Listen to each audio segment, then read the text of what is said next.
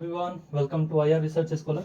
और ये जो हमारा सिलसिला चल रहा है यानी यूजीसी नेट के जो पास्ट ईयर पेपर्स हैं उनमें से हम क्वेश्चंस को उठा रहे हैं। एग्जामिनर ने जो टॉपिक को लेकर के क्वेश्चन बनाया है उस टॉपिक के बारे में हम पढ़ने की कोशिश कर रहे हैं, ताकि अगर उस टॉपिक से आगे फ्यूचर में कोई और क्वेश्चंस बने तो वो हमसे इजीली क्रैक हो जाए और हमें एटलीस्ट उसके बारे में थोड़ी बहुत जानकारी हो, ताकि हम एलिमिनेशन मेथड और भी कई सारे मेथड्स होते हैं जिनको यूज करके क्वेश्चन को हम इजीली कर पाए। ओके, तो आज का जो टॉपिक उठाया मैंने वो क्वेश्चन बेस्ड टॉपिक है, मल्टीलेटरल एक्सपोर्ट कंट्रोल रिजिम। यानी कई सारे ऐसे जो वेपन्स हैं, जो वेपन्स ऑफ मास डिस्ट्रक्शन है, उनको कंट्रोल करने के लिए कई सारे ग्रुप्स बनाए गए, ऑर्गेनाइजेशंस बनाए गए, कई सारे फॉर्म्स बनाए गए, फोरम्स बनाए गए। ओके, तो उन सब के बारे में ये है। क्वेश्चन देख लेते हैं। क्वेश्चन है कि India is not a member of which multilateral export control regime. यानी इंडिया किसका मेंबर नहीं है, ये सारे के सारे ग्रुप्स हैं और इन ग्रुप में से किसका मेंबर इंडिया नहीं।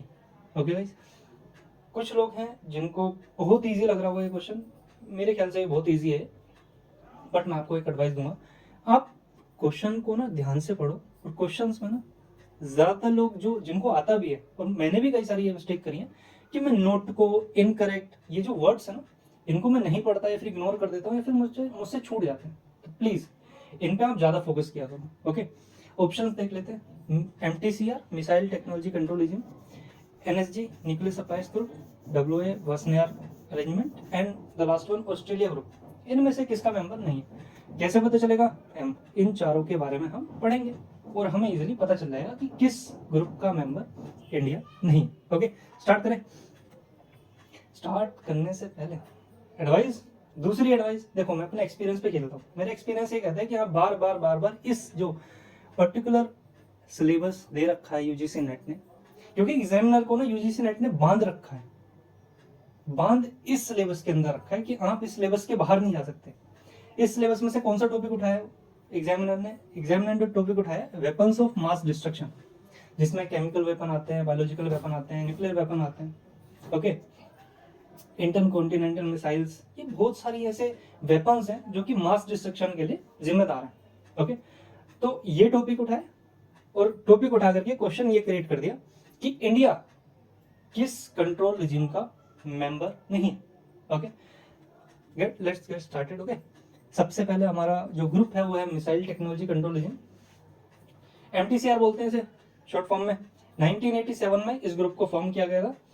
उन ग्रुप्स, उन कंट्रीज ने इस ग्रुप को फॉर्म किया था जो कि जो मिसाइल्स हैं, ठीक है, या फिर अनमैन्ड एरियल व्हीकल्स हैं, या फिर ऐसी मिसाइल जिनसे मास डिस्ट्रक्शन हो सकता है, जिनसे बहुत ज्यादा लोग मारे जा सकते हैं, जैसे हमारी ब्रह्मोस मिसाइल है, सुपरसोनिक मिसाइल है, उसको कोई डिफेंस सिस्टम रोक नहीं सकता अभी तक। ओके, तो प्रोलिफरेशन का मतलब क्या होता है कि उसको फैलाया ना जाए, उसको किसी और देशों को डिस्ट्रीब्यूट ना किया जाए या फिर बेचा ना जाए। उनको कंट्रोल करने के लिए एमटीसीआर बना। कब बना? 1987 में।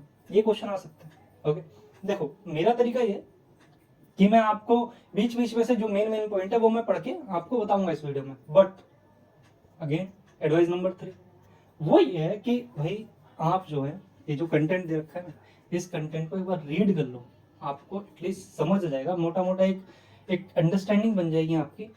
और उस अंडरस्टैंडिंग के को बेस मान करके आप खेलना आराम से, एक तरफ एग्जामिनर एक तरफ आप, मजा आएगा खेलने में। Okay, so guys, India is not a member of MTCR. कुछ लोग खुश हो गए, अरे वाह क्वेश्चन का आंसर तो मिल गया। बट मैंने रेड में दे रखा है, उससे पहले एक लाइन है कि इन जून 2016 India applied for membership and received the support of many MTCR member countries. In October 2016, India officially became a member of MTCR and 35th member बना MTCR का। यानी जो हमारा क्वेश्चन था उसमें से ये तो बाहर हो जाता है MTCR। ओके, बाकी आप पढ़ना जरूर, ठीक है। मैं आगे बढ़ रहा हूँ। एनएसजी, इसको हम बाद में डिस्कस करेंगे। वासेनार अरेंजमेंट पे आ जाते हैं। Multilateral export control regime, yes, ऐसे कन्वेंशनल आर्म्स या फिर डुअल यूज गुड्स और टेक्नोलॉजीज, ऐसी टेक्नोलॉजी जो कि बहुत ज्यादा हार्मफुल हो सकती हैं, जो कि मास डिस्ट्रक्शन के लिए बिल्कुल जिम्मेदार हो सकती है, उनको उस ऐसी टेक्नोलॉजी को जो है शेयर ना करना। अभी मैं आपको बताता हूँ एग्जांपल। मोदी जी अमेरिका में गए हुए हैं, ओके। जो फाइटर जेट का इंजन होता है ना, वो कुछ ही देशों को डेवलप करना आता है, ओके। तो उस जो है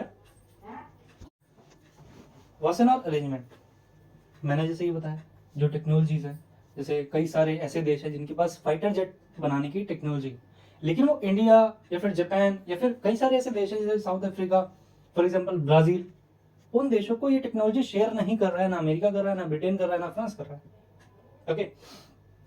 तो वही है, यही मतलब है कि जो ड्यूल यूज गुड्स हैं या फिर टेक्नोलॉजी या फिर कन्वेंशनल आर्म्स है, उनका प्रोलिफरेशन ना हो पाए, ओके। उसके अगेंस्ट में ये वसेनार अरेंजमेंट बना, एक तरह का ग्रुप है, ओके। 1996 में बना, ठीक है।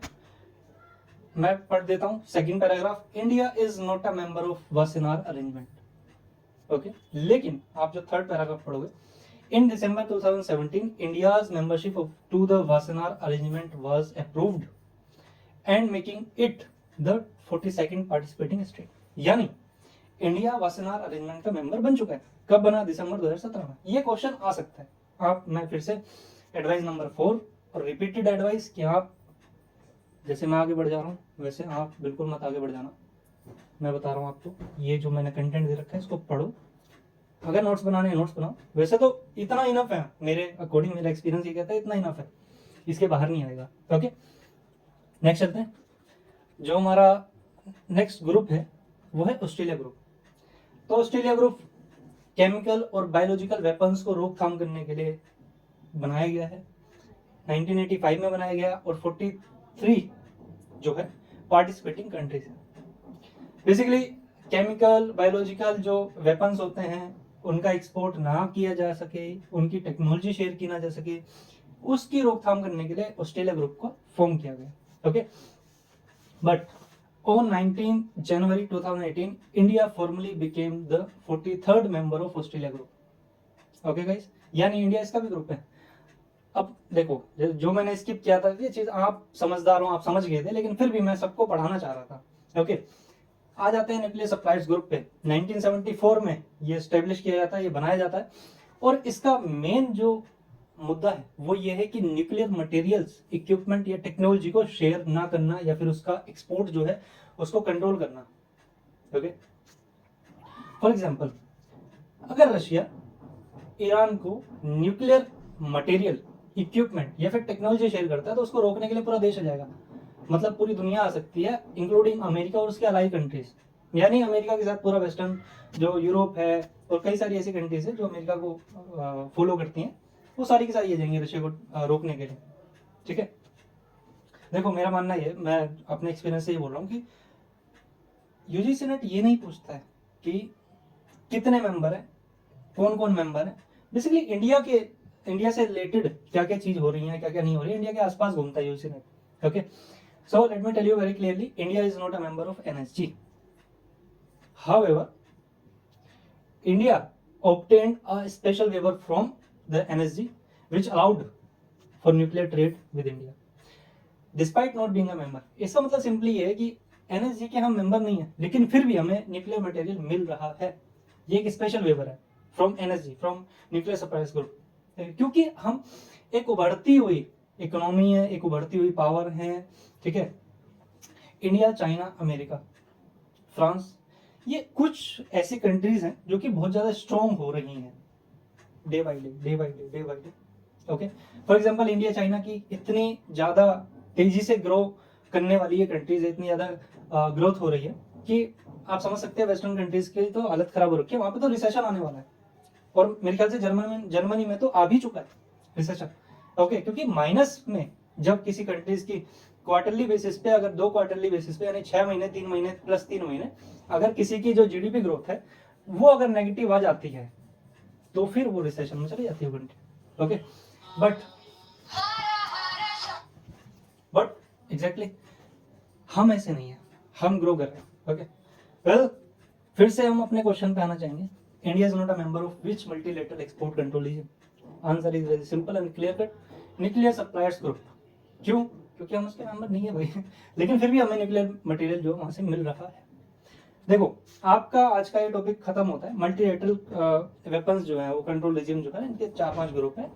4 के बारे में तो मैंने बता दिया है, बाकी को पढ़ने की जरूरत है आपको। अगर मिले तो पढ़ लेना, नहीं मिले तो कोई बात नहीं, लेकिन इनको ढंग से पढ़ लेना।